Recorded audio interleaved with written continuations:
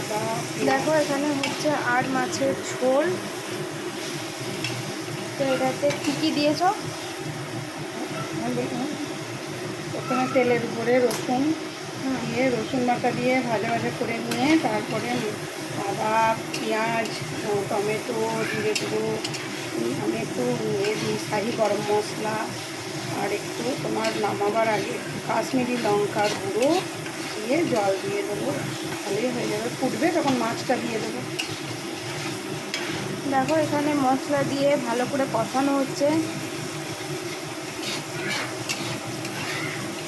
দেখো ভালো করে কষানো হয়ে গেছে। এবার এতে জল দিয়ে ভালো করে নেড়ে চেড়ে মাছগুলো দিয়ে দিতে হবে।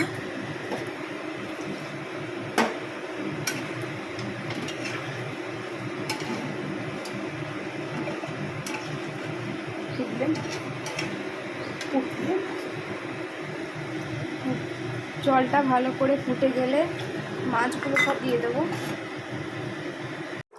দেখো মাছটা হয়ে এসছে। এবার এটাতে গরম মশলা গুঁড়ো দিয়ে ভালো করে নেড়ে নামিয়ে দিলে রেডি হয়ে যাবে আর মাছের ঝোল।